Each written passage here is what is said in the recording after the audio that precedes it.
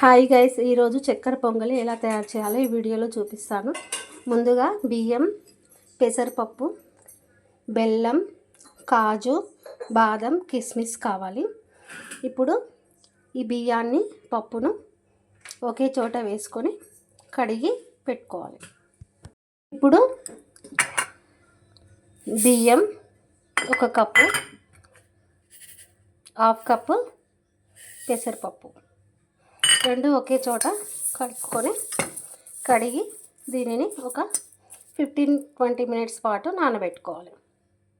ఇప్పుడు మనము పెసరపప్పు చక్కెర పొంగలిని కుక్కర్లో చేస్తున్నాం కాబట్టి ఇలా కుక్కర్లో పెసరపప్పును బియ్యాన్ని రెండింటిని కలిపి 4-5 టైమ్స్ నీట్గా కడుక్కోవాలి. తర్వాత గ్లాసున్నర వాటర్ పోసి కుక్కర్ని మూత పెట్టుకొని 4-5 విజిల్స్ వచ్చేంత వరకు స్టవ్ మీద ఉడికించుకోవాలి.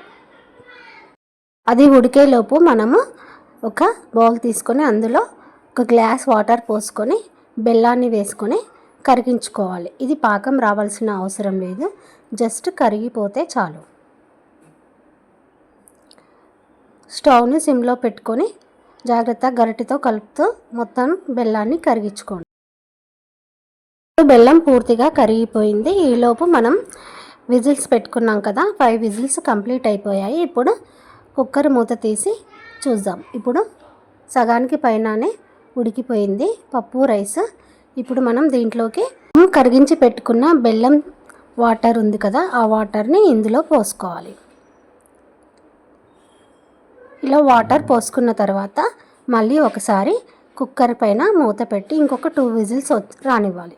2 విజిల్స్ వచ్చేసాయి. ఇప్పుడు చూడండి, బాగా ఉడికిపోయింది. ఇప్పుడు దీంట్లోకి మనం ఒక 2 స్పూన్లు నెయ్యి వేసుకొని ఇలాచీని దంచి వేసుకోవాలి. తర్వాత గరిటెతో అంతా కలిపి ఒక 5 మినిట్స్ పాటు మళ్ళీ స్టవ్ పైన పెట్టుకోవాలి. 5 మినిట్స్ పాటు మళ్ళీ దాన్ని స్టవ్ పైన ఉడకనివ్వాలి. ఈలోపు మనం ఒక కడాయి తీసుకొని 2 స్పూన్లు నెయ్యి వేసి మనం ఆల్రెడీ కట్ చేసి పెట్టుకున్న బాదం, కాజు, పిస్తా, కిస్మిస్లు వేసుకొని మంచి గోల్డెన్ కలర్, బ్రౌన్ కలర్ వచ్చేంత వరకు ఫ్రై చేసుకోవాలి. నా దగ్గర కిస్మిస్, బాదం ఉంది కాబట్టి 2 వేసానండి. వీటిని ఫ్రై చేసుకొని ఇలా మనం తయారు చేసుకున్న ఈ పెసరపప్పు పొంగలిలో వేసేసుకోవాలి. అంతేనండి, ఎంతో టేస్టీగా ఉండే పెసరపప్పు పొంగలి రెడీ అయిపోయింది. ఈ పెసరపప్పు చక్కెర పొంగలి చాలా అంటే చాలా టేస్టీగా ఉంటుందండి. మనం ఇక్కడ కుక్కర్లో చేస్తున్నాం కాబట్టి ఎక్కువ శ్రమ పడాల్సిన అవసరం లేదు.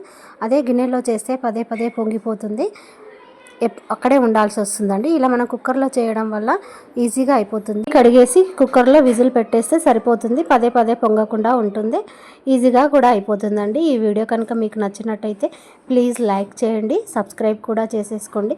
ఇలాగే ఈజీగా అండ్ టేస్టీగా చేసుకునే మరెన్నో రెసిపీస్ మన ఛానల్లో ఉన్నాయండి.